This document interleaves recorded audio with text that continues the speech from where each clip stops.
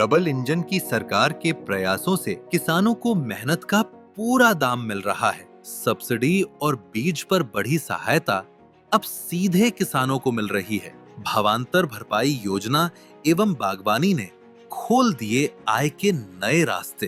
देश के यशस्वी प्रधानमंत्री आदरणीय मोदी जी के नेतृत्व में ऐसी नीतियां बनाई हैं जिनसे किसानों की आय लगातार बढ़े। ये हमारी सरकार मोदी जी के नेतृत्व में डबल इंजन की सरकार चल रही है कि हमारा किसान सशक्त हो, मजबूत हो और उसको लेकर के हमारी नीतियां लगातार उनकी आय बढ़ाने के लिए काम कर रही है। अब गांव की खुशहाली खेतों से झलकती है और किसान क्रेडिट कार्ड की ऋण सीमा 5 लाख कर दी गई, ताकि खेती आसान बने और किसान अपने सपनों को पूरा कर सके। मुख्यमंत्री श्री नायब सिंह सैनी जी के कुशल नेतृत्व में किसान उत्थान के नए अध्याय लिखे गए हैं। जब अन्नदाता मुस्कुराएगा, तभी हरियाणा चमकेगा। तरह से नेहरू नून समझौता जिसे कहते हैं, नेहरू नून समझौते में बेरूबारी को पाकिस्तान को दे दिया। सुप्रीम कोर्ट ने इसका संज्ञान लिया। सुप्रीम कोर्ट ने कहा ये आप नहीं कर सकते हैं, आप कंसल्ट करिए पहले स्टेट के साथ, और इस प्रकार देश के हिस्से को आप चीन के हाथों सौंप नहीं सकते हैं। मगर despite supreme courts verdict, 9th संशोधन, जो 9वां संशोधन था, अमेंडमेंट था कॉन्स्टिट्यूशन में, उसके मार्ग से नेहरू ने बेरूबारी को पाकिस्तान को देने का काम किया। सोचिए, देश को खंडित करने का काम और एक एक हिस्से को पाकिस्तान और चीन को देने का काम नेहरू ने किया। सवर्ण सिंह और भुट्टो वार्ता कॉम्प्रोमाइज, यह भी आप जानते हैं, 1962 62 और 64 के बीच सवर्ण सिंह और भुट्टो की वार्ता होती है, जिस वार्ता के माध्यम से नेहरू ने पूंछ, उरी और गुरेज जैसी रणनैतिक घाटियां, ये रणनैतिक स्ट्रेटेजिक लोकेशंस हैं, इनका स्ट्रेटेजिक इंपॉर्टेंस है, पूंछ, उरी और गुरेज की घाटियों को पाकिस्तान को सौंपने के लिए वो तैयार हो गए। आप सोचिए, ये थे नेहरू और नेहरू के कॉम्प्रोमाइजेस। ग्वादर पोर्ट 1958 में ओमान के जो सुल्तान थे, उन्होंने ग्वादर पोर्ट को भारत को देने का पेशकश किया। ओमान के सुल्तान ने कहा, अगर भारत चाहे तो ग्वादर पोर्ट हम भारत को देना चाहते हैं। नेहरू ने उसे ठुकरा दिया कि हम ग्वादर पोर्ट नहीं लेंगे। आज आप चिंता करिए, ग्वादर पोर्ट कितनी स्ट्रेटेजिक लोकेशन बनी हुई है चीन और पाकिस्तान के लिए। नेहरू जी का वो कॉम्प्रोमाइज था, भुगत भारत आज रहा है। A compromise by Nehru in 1958 causes pain for India even today. मुझे सवाल नहीं, मतलब एक सवाल है जिसका उत्तर समझ में नहीं आ रहा है कि आखिर भारत की जमीन, उसको विदेश के साथ जो गिफ्ट में देने की ये जो बातें करते थे नेहरू, ये आखिर क्यों करते थे, किस प्रेशर में करते थे और ऐसे क्यों किया गया? क्या इसके पीछे उन्हें कुछ बड़ा गिफ्ट मिलता था? क्या चीन और पाकिस्तान ने नेहरू को रिश्वत दी थी? Was Nehru bribed by China and Pakistan, by China and Pakistan? And that was the reason as to why Nehru gifted lands of India to both these nations, is something that we should be asking the present dispensation of the Congress Party. आप सभी जानते हैं, United nation security council UNSC, आज प्रधानमंत्री नरेंद्र मोदी जी की भरसक प्रयास है कि उसमें हम स्थायी सदस्य, परमानेंट मेंबर कैसे बने। एक समय था 1950 में अमेरिका ने, और 1955 में 50 में अमेरिका ने, और 55 में सोवियत संघ ने, यूएसएसआर ने ये प्रपोज किया था कि यूएनएससी में भारत को परमानेंट मेंबर बनाया जाए। मगर नेहरू जी ने अपनी बहन विजया लक्ष्मी जी को चिट्ठी लिखा और कहा कि इससे चीन नाराज हो जाएगा, and we should decline the offer of becoming a permanent member of the UNSC.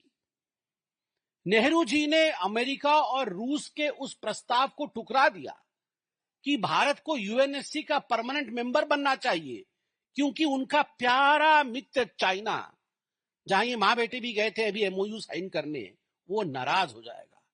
That is why I believe Nehru should not be called as Chacha Nehru, but he should be called as Chacha Compromised. थोड़े दिन बोल बोल के उनका नाम चाचा compromise ही कर देंगे हम, देखिएगा. वो पूरी तरह से कॉम्प्रोमाइज थे.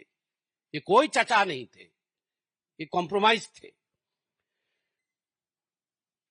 और 27 सितंबर 1955 में नेहरू ने पार्लियामेंट में खड़े होकर यह सफेद झूठ बोला कि हमें अमेरिका और रशिया ने परमानेंट सीट के लिए ऑफर नहीं किया है, जबकि अब दस्तावेज सामने आ रहा है कि ऑफर किया था. आप याद करिए पीओके का विषय. पीओके के विषय को इंटरनेशनलाइज करने के लिए पूरे विषय को वो यूएन लेकर गए. और आज बताइए, मैं अजीत डोभाल जी का वो इंटरव्यू देख रहा था, जिसमें अजीत डोभाल जी ने एक प्रश्न पूछा है, जब 535 प्रिंसली स्टेट इंडिया में मिल सकते हैं और एक संघ बन सकता है, एक राष्ट्र बन सकता है, तो कश्मीर भी एक प्रिंसली स्टेट था, आराम से मिल सकता था और आराम से भारतवर्ष एक होकर खड़ा होता. मगर जो बंजारे ने हमला किया, बंजारों के हमले के विषय को लेकर आप यूएन गए, आपने पूरे विषय को इंटरनेशनलाइज किया, जिसका नतीजा है कि पीओके, आज पीओके बना हुआ है, वो हिंदुस्तान का होते हुए भी आप उसे पीओके कह रहे हैं. This was the fallout of the love for Pakistan of चचा कॉम्प्रोमाइज. और जहां तक कॉम्प्रोमाइज का सवाल है, मेरे पास तो इतनी बड़ी फहरिस्त है कि ये फहरिस्त कभी खत्म नहीं होगी. मुझे वो दिन भी याद है जब संसद में एयर इंडिया की तरफ से आपत्ति जताया गया था. जब एयर इंडिया की तरफ से आपत्ति जताया गया था कि हमारे कैरियर को इस्तेमाल किया जाता है ये कह के कि India is a snake charmers country, ये सपेरों का देश है, सपेरों का देश देखने आइए.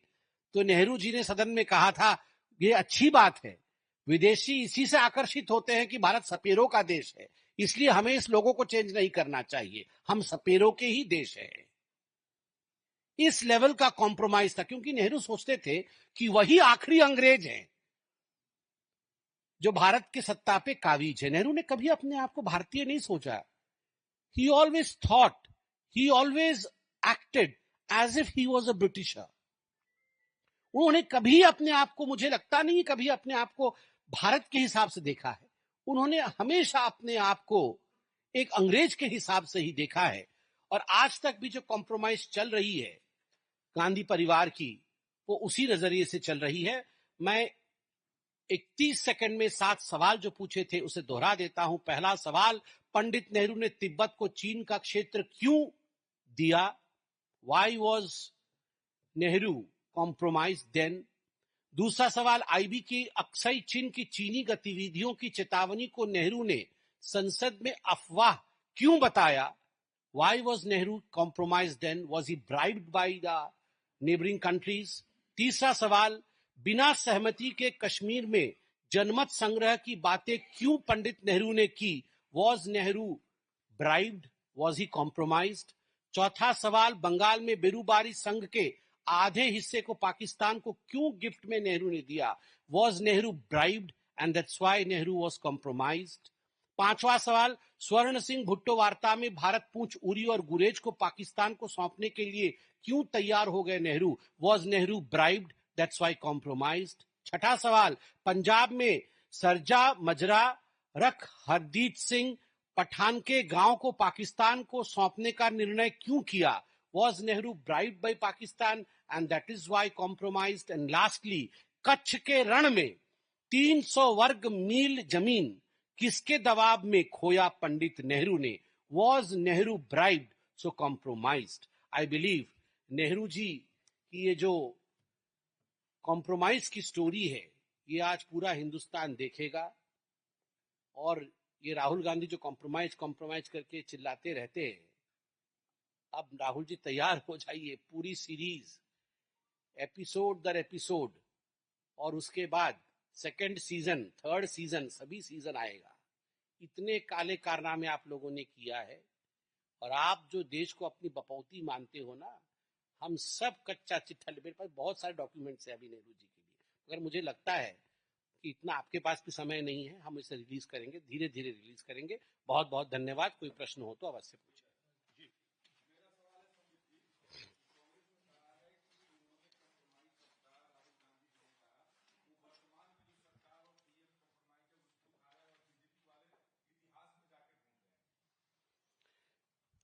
Those who forget the history and those who don't learn from the history are bound to be doomed. जो इतिहास को समझते नहीं है और इतिहास से सीखते नहीं है, वो एक न एक दिन गड्ढे में जरूर गिरते हैं। इसलिए जो ऐतिहासिक गलतियां हुई हैं उन्हें जानना चाहिए, ये अधिकार सबका है, हमें बताना भी चाहिए। और दूसरी बात है, ये राहुल गांधी का जो जो जो सिखाते पढ़ाते हैं, पता नहीं क्या सिखाते पढ़ाते हैं। शुरू से ही ये तो कॉम्प्रोमाइज बोल रहे हैं। राफेल में तो चोर बोल रहे थे, ऑपरेशन सिंदूर में बोल रहे थे, ये तो सब फेल हो। आज तो दुखी होंगे। अमेरिका ने कह दिया कि वो उनके प्राइम मिनिस्टर मर जाते पाकिस्तान के, तो ये बहुत आज गम मना रहे होंगे राहुल गांधी कि उनके फ्रेंड का क्या होने वाला था। तो आप देखिए, जब एयर स्ट्राइक हुआ था, सर्जिकल स्ट्राइक हुआ था, तो खून की दलाली बोल रहे थे, अब कॉम्प्रोमाइज्ड बोल रहे हैं। ये 4-5 शब्द ढूंढ के लाने से राजनीति नहीं होती है। गए थे ना सुप्रीम कोर्ट ने कान पकड़ के उठक बैठक करवा दी इनकी कि माफी मांगिए, हमने कभी नहीं कहा था राफेल के विषय में इस प्रकार से, आपने मोदी जी के बारे में झूठ बोला है। और ये राहुल गांधी तो पूरा कॉम्प्रोमाइज्ड है, पूरा का पूरा सर से पांव जो कॉम्प्रोमाइज्ड है। वो क्या कॉम्प्रोमाइज के बारे में बोल रहा है? 5,000 करोड़ रुपया गटक करके नेशनल हेराल्ड का कॉम्प्रोमाइज के बारे में बोलते हैं Rahul Gandhi.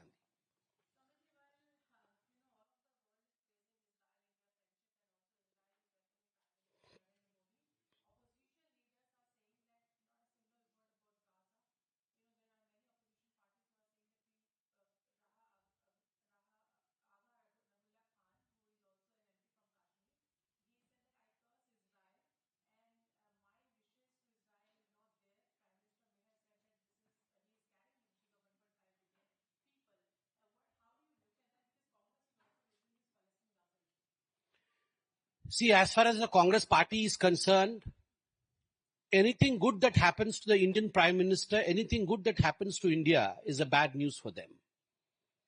We had seen yesterday, and it was a matter of pride for the whole of the country, when our Prime Minister, Shri Narendra Modi, goes to the Knesset.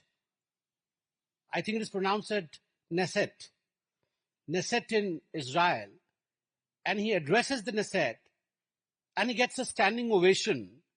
And in fact, we have people there, their senators and their member of parliaments, Knesset,